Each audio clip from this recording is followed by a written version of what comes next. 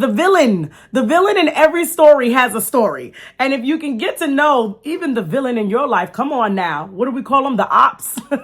Even the ops and the villains in your life have a story. And if you just take a moment to understand their story or find out their story or consider the context of why they may be the way they are, you will find yourself growing with so much more compassion and grace towards people, especially the villains in your life. Welcome to the new Storytime with Sirece, where Bible stories come to life. Through the gift of storytelling, we'll revisit powerful moments from God's word that encourages, inspires, and strengthens our faith. So let's go back in time to uncover timeless truths and prepare our hearts for an eternity with Jesus. Are you ready? Let's begin. And now, let's all welcome your host, Sirece Thomas. Hey guys, hello. Come on in, okay? Because I am super excited about this next story. So thank you guys for joining me again with another story time with Sirece Bible series edition. All right, listen. All right, I've been starting to couple these stories with just putting myself in this story because we are in the stories. That's the whole point here. So don't miss it when you are reading these Bible stories, that you can find yourself in every situation, okay? You can find a lesson, you can find inspiration, you can find some discipline, okay? In all of these stories, you've got to look for yourself. You know, this is why the Lord gave us his word, to encourage us, to discipline us, to teach us, to direct us, okay, to empower us, to remind us. I mean, living in this world, there's so many things that are constantly fighting against us, so many principalities and unseen forces, and the word is there to empower us and to keep us going when we grow faint, because it is very easy to grow faint. And I am particularly excited about this next story. We talked about what are you willing to let go when we discussed the story of Abraham and Isaac. And now we're going to just rewind a little bit and go back to Abram, you know, when his name was a little bit shorter. And we're going to talk about Hagar and Sarai. And I love that name, Sarai. I love the name so much. Eventually, who becomes Sarah. Sarai is my daughter's middle name. And we're going to talk about Hagar and Sarai. What happened before the promise? All right, let's talk about before the promise. And we're going to break this story into two. So next story time with Sirece, I will go into the other side of the story because there's always another version. We always talk about the victim. We always look at the person. Oh my gosh. But the victim even has a story. Okay. The villain in every story has a story. And if you can get to know even the villain in your life, come on now. What do we call them? The ops. Even the ops and the villains in your life have a story. And if you just take a moment to understand their story or find out their story or consider the context of why they may be the way they are, you will find yourself growing with so much more compassion and grace towards people, especially the villains in your life. Okay, that is just a nice little starting message there for you. But we're talking about Hagar and Sarai, and obviously in the first part of this story, Hagar, in a very interesting way, is somewhat painted as a villain. And I can't wait to get into part two because we go behind her story. Like, Hagar has a whole story as to why she is the way she is. All right, but we're not going to get there. We're going to go straight into what happened, Sarai. What happened, baby? Not you pushing another woman on your man, huh? What's going on here? All right. And I know the story sounds crazy, right? But when we put ourselves into these stories, we have to bring a realistic approach to it. We have to be able to compare that to today. Many of us are pushing our promises onto other things and other people and places and timings that God never intended. And you're like, why would I ever do that? Well, we're doing it. Okay. We are taking things that God has given us and giving it freely to other plans and other paths because we just can't wait any longer. And that's what this story is about. Sarai has been waiting and waiting to have her baby. She's been believing God. You know, God gave the blessing beyond the blessing. And I always love that because he came down and said, I'm going to bless you, the inheritance. And they're like, hold up, not you blessing my house and I don't have a house yet. Not you blessing my finances and I can't even pay my next bill. Don't you love how God works? He will give you the blessing beyond the blessing that you haven't even seen. You haven't even seen the prerequisite to the blessing that he's talking about, because God knows it's coming. See, God knows that he knows that he knows. And he's trying to get us into a place where I receive the blessing beyond the blessing. Go on and bless my land, Lord. Even though I can't even see it yet, even though I can't even see the finances or the promise or the building or whatever that dream is, go ahead and bless it, Lord. Because I know that if you're telling me that you're going to bless something that I don't even have in my hands yet, that means it's a wrap. It's a done deal. I just need to continue to be faithful and blameless before him so that I can walk into that purpose at the proper time. All right. And the issue here with Sarai is she just got too anxious. She grew weary and waiting. And it always begins with the promise that God gives to us. And we have a desire as we follow him. Our desires are turned into his desires, and we get excited until that desire is unfulfilled in our time. And an unfulfilled desire may cause us to grow weary. Now, there's nothing wrong in growing weary. That's why God says, hey, don't grow weary in doing good, because he sees that it can happen. But he says, trust me and keep going. And in the proper time, you will reap that harvest. But she grew weary and she allowed it to just get into her head. Okay, because that's where the battle is. The enemy is like, it hasn't happened yet, sis. Bro, I don't think it's going to happen. So what you going to do about it? Isn't that how the enemy always moves? He moved like that with Jesus in the garden. He's like, hey, listen, if you're hungry, what you going to do about it? You can feed yourself. You can save yourself. You can do it. Don't worry about what God said. You got this. That's what the enemy wants to do. He wants to get in your head. He wants you to grow weary to a point where you entertain those thoughts and the conversations of, I can do this. And so what happens? I like to call it the forced promise.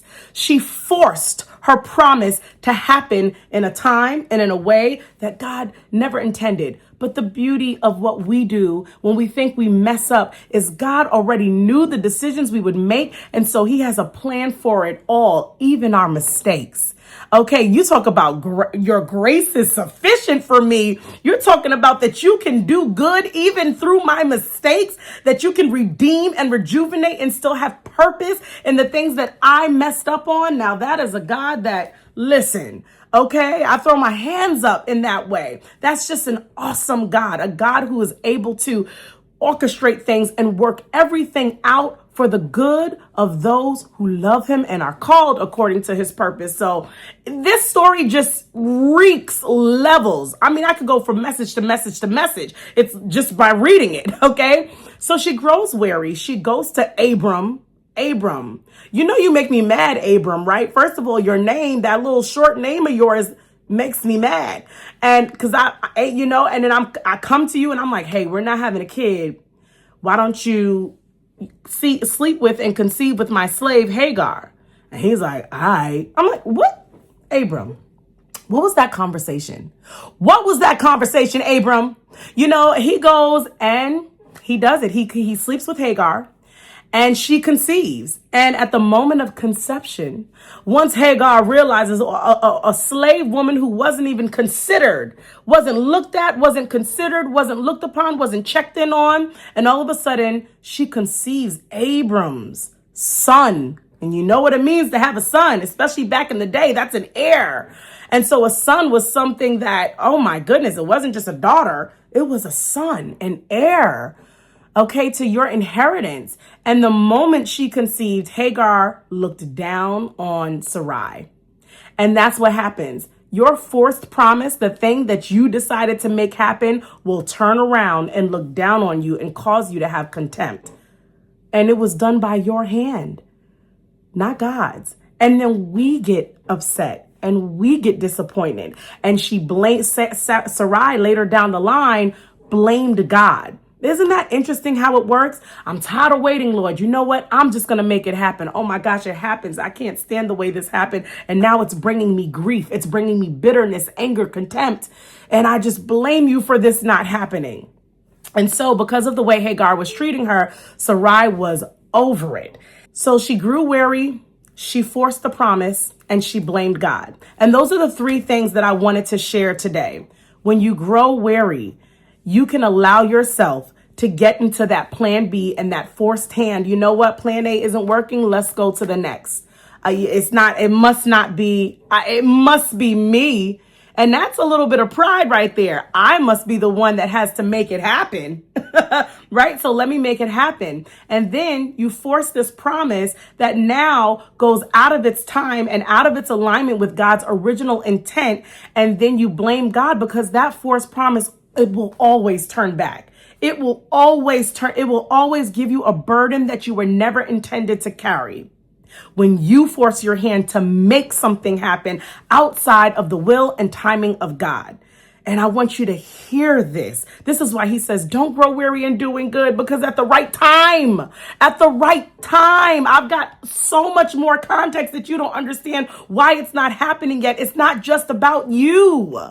There are so many things, situations, and people that will affect this entire situation that you've got to trust me. And at the right time, you will reap the proper harvest. But when you force my promise, then you are carrying a burden that I never intended for you to carry. And now you're creating and now you're breeding emotions such as anger, bitterness, and contempt that cause you to step out of your character. And what did Sarai do? She treated Hagar harshly.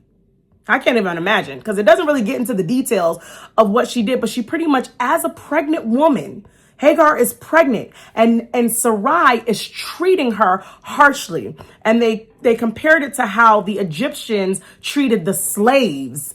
Okay, and I'm just like, okay, what were you doing? Was she beating up this woman, starving this woman, giving this woman extra work as a pregnant woman? Stepping out of, Sarai, that ain't you, girl. I mean, you went from a forced promise to a whole changed character. Do you see the danger in pushing your own hand in a situation? It will change you. It won't just change the people and the things around you. It can change the very heart and character of who God has called you to be. Now you're setting yourself back because he's trying to build you up for the actual promise. And because of your pushed hand, you are changing who you are. Your character is tainted. Your morals are off. You can't see straight, and you're blinded by anger and bitterness because you decided that you couldn't wait.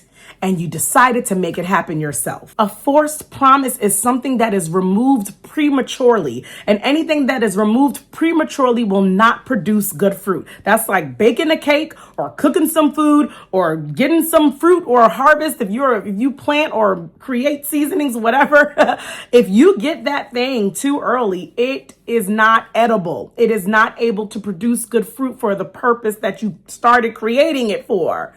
A forced promise is premature timing, and premature timing means that you're not ready, they're not ready, and it's just not going to stand. And so what's going to happen is you're going to get angry. You're going to have to do a lot more than just when you push your own hand. You're going to have to work much harder to sustain that thing that really won't ever sustain. When God would do it, it's like he lays the red carpet out. It doesn't mean that you don't have to work at it, but it's a different kind of fulfillment. It's like, wow, God, there is no way I could have done this. There is no way I could have had this fall together in this way. You gave me a desire and I had a vision, but this came together way better than I could have ever intended. So I want to encourage you. And as I share my personal journey, specifically with my weight loss journey, I talk about that. You know, with this thing, I received some help with the GLP-1 that I'm using, but the Lord said, you still got to commit, honey. You have to change and you have to wait. You cannot push things. You cannot force it to happen. You have to walk. You have to do strength training. You have to change your eating habits. You have to say no. You have to stay disciplined. You have to have a schedule. You have to create a routine. I'm like, whoa, whoa, whoa. But in that journey is where it matters in that journey is where I'm seeing the true transformation. I'm getting, when you start a weight loss journey, you get so focused on the end goal. I've got to get to this number. I've got to get to this place. You get on the scale and you become scale heavy. But I'm starting to appreciate the journey more, because the more I commit to the journey and the more I make changes in my habits and my disciplines and my routines, I am experiencing something that I wouldn't have experienced if I forced it to happen a different way. And Sarai decided to take herself out of the journey prematurely, which means she's not going to receive the character and the buildup that she needs to get to where she's going. How can you become a mother when you're treating another mother like that? Sarai, Abram, I don't even really want to talk to you right now. Because then when she went to him and was like, I'm upset because now you got her pregnant and she's looking at me some type of way and I feel some type of way. And he's like, well, that's your slave. Do with her what you would like. Abram going to go back in and watch his show. Abram, okay. So this all begins with a promise. God tells you, hey, listen, I'm going to take your life and I'm going to do this with it. He gives you a desire. We have to be careful when you feel like the desire is unfulfilled and you're starting to grow weary. That means you need to lean in deeper. That means you need to pray harder. That means you need to surround yourself. That means you need to go deeper into the journey. Sometimes you have to remind yourself, get excited again about what God is about to do. Dream about it. Imagine it. Keep seeing it. Don't lose sight of what God said he's going to do. Because when you lose the excitement and you stop seeing it, that's when you start figuring out, how can I make this happen? Right? So I want to encourage you. On this weight loss journey for me, God says, stay committed to the journey, because it is in the journey that I'm growing and adding to you to prepare you for where I'm taking you. You cannot force this thing to happen. If I want to do it, if I want to try to force myself to lose all this weight in a short amount of time, most likely I'm going to carry a burden that I can't sustain. And eventually I'm going to gain it all back. And I've been there. Y'all know them fad diets that we've been in and out of. Lose 20 pounds in 2 weeks. Sure, it can happen, right? But it's not healthy, it's not sustainable, and it's a forced hand. Because truly, when you're reaching a goal and you try to take a shortcut, you will feel insignificant in the end. The same way Hagar was making Sarai feel insignificant. Because you try to do it yourself, you tried to take a shortcut, and you won't see God's glory in that. So be encouraged. See it again. Remember it again. Go deeper into your word. Go deeper into prayer. Those two things right there are what will keep you grounded. And he will renew your strength and you will mount with wings like an eagle. Okay? That is real. That renewed strength means I see it again. I'm not getting out the journey. He will show you miracle signs and wonders if you just don't give up. And at the proper time, you will reap the harvest and you will be proud. You won't feel insignificant. You won't have contempt. And you can only give the glory to God. The promise that God has for you, trust me, it's because it's something that when it's done, you can only, and people can only say, it was God and God alone. Not you, not him, not her, not Abram, not Hagar. Not your second plan. It was God, and he will shine on you.